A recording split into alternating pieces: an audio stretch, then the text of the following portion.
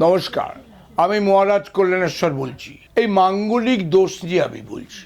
মাঙ্গলিক দোষ সাধারণত যদি কেউ মনে করে বিবাহিত জীবন নেই ডিস্টার্ব, তা নয়। মাঙ্গলিক দোষে কর্মস্থানে ডিস্টারবেন্স হতে পারে, দুর্ঘটনার যোগ হতে পারে, পারিবারিক অশান্তি হতে পারে।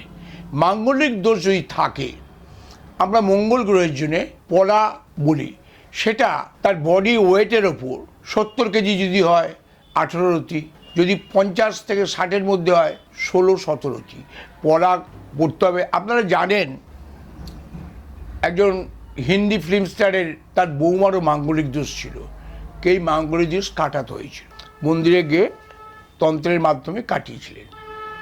এই মাঙ্গলিক দোষ কাটালে 100%-এর মধ্যে 80% কাজ হবে, 20% কাজ হবে একটু কথা কাটাকাটি, একটু বিবাদ, এই মাঙ্গলিক দোষ থাকবে।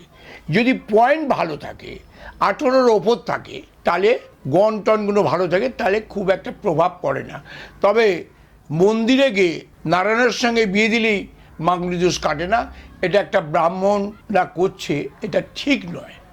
মাঙ্গলিক সাধারণত খুব ভালো কাজ ফলাফল পেয়েছি হনুমান মন্দিরে করে, এবং কামাখ্যার বুকে আমরা কাজ করেছি, খুব সুন্দর রেজাল্ট। ডিভোর্সের জায়গা থেকে সেই জায়গাটা জুড়ে গেছে, নানা রকম ডিস্টারবেন্স থেকে দুজনকে দেখলেই সাপে নেউলে ঝগড়া কেটে গেছে। অর্থাৎ মাঙ্গলিক দোষ পলা পড়তে হবে এবং কাটিয়ে নিলে তার যাদের বিয়ে তার ব্যাপার হবে, কোন ঘরে মাঙ্গলিকটা আছে, কি অবস্থায় আছে, সেটা যদি আমরা বিচার করে নিই, বিচার করে তাতে হোমযজ্ঞ যদি করে দেওয়া যায়, মাঙ্গলিক দোষ প্রায় কেটে যাবে এবং তাদের সুন্দর সংসার। এই নিয়ে কারোর বাবা মারা যেন চিন্তা না করে।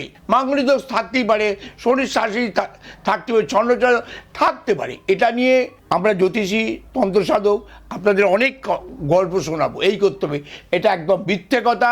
মাঙ্গলিক দোষ থাকতে পারে, কোন ঘরে কি আছে সেটা হোমযজ্ঞের মাধ্যমে করলে 90% ক্লিয়ার হয়ে যাবে।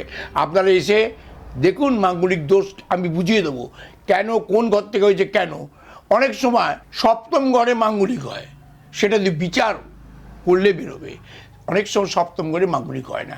এ সম্বন্ধে ভালো জ্যোতিষ চর্চা যদি না থাকে, সে মাঙ্গলিক দোষ বার করতে পারবে না, সে লিখে দেবে মঙ্গল নিচস্থ। আর মাঙ্গলিকের সঙ্গে আর একটা দোষ খারাপ আছে, সেটা হচ্ছে ক্রিয়া দোষ, সেটা আরও খারাপ। দেখা যাবে বিয়ে তার পর ক্রিয়া দোষ যদি না কাটলো, মেয়েটি অসুস্থ হয়ে গিয়ে ব্রেন স্ট্রোক হয়ে গেল, বা ছেলেটা অসুস্থ হয়ে ব্রেন স্ট্রোক হয়ে প্যারালিসিস হয়ে। সেই জন্যে এই ক্রিয়াদোষ, মঙ্গল নিচস্থ অমাঙ্গলিক, এগুলো কাটাতেই হবে, না কাটালে কোনো কাজ হবে না। আমি মহারাজ কল্যাণেশ্বর এটা একদম 100% বলে দিলাম।